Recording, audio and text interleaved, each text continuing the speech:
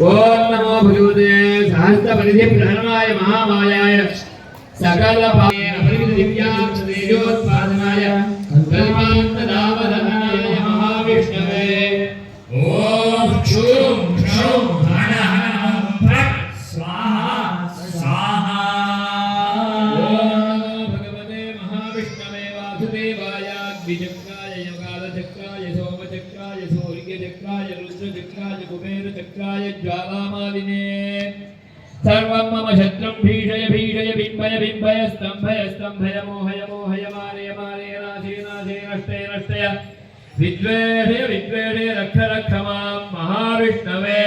हुं फट् स्वाहा स्वाहा ओम नमो भगवते महाविष्णवे वासुदेवाय अग्निचक्राय यमचक्राय कालचक्राय सोमचक्राय सूर्यचक्राय रुद्रचक्राय कुबेरचक्राय ज्वालामालिने सर्वं मम शत्रु भीषय भीषय बिम्बय स्तंभय स्तंभय मोहय मोहय मारय मारय नाशय नाशय नष्टे नष्टे विद्वेषय विद्वेषय रक्ष रक्ष मां महाविष्णवे हुं फट् स्वाहा स्वाहा ओम नमो भगवते महाविष्णवे वासुदेवाय अग्निचक्राय यमचक्राय कालचक्राय सोमचक्राय सूर्यचक्राय रुद्रचक्राय कुबेरचक्राय ज्वालामालिने सर्वं मम शत्रं भीषय भीषय बिम्बय बिम्बय स्तंभय स्तंभय मोहय मोहय मारय मारय नाशय नाशय नष्टय नष्टय विद्वेषय विद्वेषय रक्ष रक्ष मां महाविष्णवे हुं फट् स्वाहा स्वाहा ओम नमो भगवते महाविष्णवे वासुदेवाय अग्निचक्राय यमचक्राय कालचक्राय सोमचक्राय सूर्यचक्राय रुद्रचक्राय कुबेरचक्राय ज्वालामालिने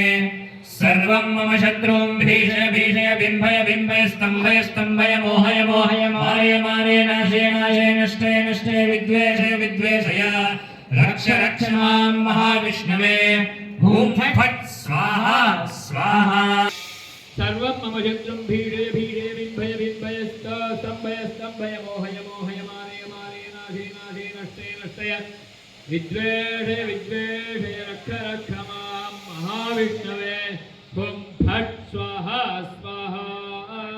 विष्णवे हुं फट् स्वाहा स्वाहा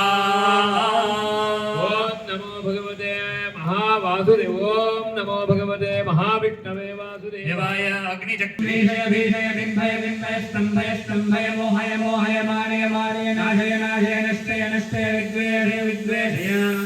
रक्ष रक्ष मां महाविष्णवे हुं फट् स्वाहा स्वाहा सुदर्शनचक्रधराय महाविष्णव इदं नमः इदं नमः ओ पुरुषदेवेदकं सर्वं यद्भूतं यच्चव्यम् उदामृतत्वस्यैशानः यदन्येनादिरोहति स्वाहा